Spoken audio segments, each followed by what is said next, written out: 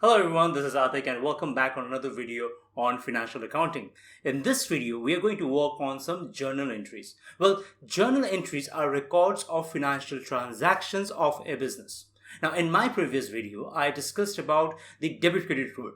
In this video, we are going to apply the same rule to record our financial transactions. So, let's get started. Journal entries are recorded in general journal. A typical general journal would look like this. On the left hand column we have the date, then we have the account title and explanation where we put the name of the account that are being affected and then give a simple explanation of what exactly we're doing, and then we have the ref number column where we put the account number that are being assigned to a particular account. We're not going to fill this column. Then we have the debit and credit column where we put the dollar value of the transaction. Now for reference purpose, I have kept the debit credit rule on the upper left hand corner of the screen. For this exercise, I have chosen a question that I frequently get from my students. Now it says, during its first month of operation, Peters Pool Corporation, which specializes in pool repairs, completed the following transactions.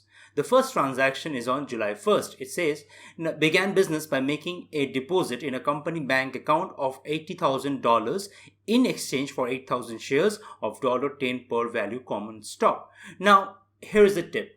If any transaction involves cash, it would be wise to follow the behavior of cash, whether the cash is coming in the business or going out of the business. Now, in this particular case, $80,000 has been invested in the business. That means $80,000 is coming in the business. So the cash balance of the company increases by $80,000. Now, as per the debit credit rule, when an asset account increases, we need to debit that particular asset account. So here cash is an asset, it's increasing, so we are going to debit cash account by $80,000. Now, the other effect of this transaction is that the common stock of the business is increasing because we have issued common stock worth $80,000. So common stock is an equity account, and as per the debit credit rule, when an equity account increases, we need to credit that particular equity account. So here we are going to credit common stock by $80,000. So cash account debit $80,000, common stock account credit $80,000 as well. In the next transaction, that is again on July 1st, it says paid the premium on a 1-year insurance policy $9,600. Now we are going to follow cash first. Cash is going out of the business because we are paying, so we are going to credit cash by $9,600. The other effect of this transaction is that we are purchasing insurance premium in advance. So this is considered as prepaid insurance for the company. Now, prepaid insurance is an asset because it will give us future economic benefit. So we are going to debit prepaid insurance by $9,600 because it's an asset and it's increasing for the business. So debit prepaid insurance $9,600 and credit cash $9,600. The next transaction is again on July 1st. It says paid the current month's store rent expense $5,600. Now cash is going out of the business. Cash balance is decreasing for the business, so we are going to credit cash by $5,600. The other effect of this transaction is that the business has incurred expense. So expense increase for the business as per the debit credit rule. When expense increases, we need to debit that particular expense account. So here we are going to debit store rent expense by $5,600 and credit cash by $5,600 as well. The next transaction is on 6th July. It says purchased repair equipment from Paul's Pool Equipment Company, $10,800, paid $5,800 down, and the balance was placed on account. Now, in this transaction, the company has purchased repair equipment worth $10,800, for which it has paid $5,800 immediately as down payment. So cash is going out of the business, so we need to credit cash by $5,800.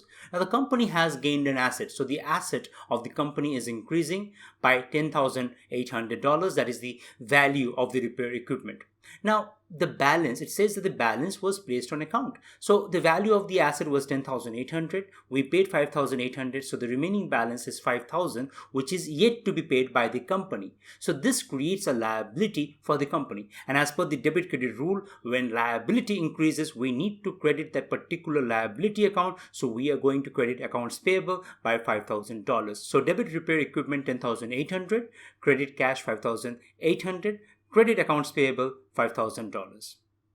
The next transaction is on 8th July. It says purchased repair supplies from Mary's Repair Company on credit $850. Now, in this transaction, there is no cash involved because this purchase was made on credit.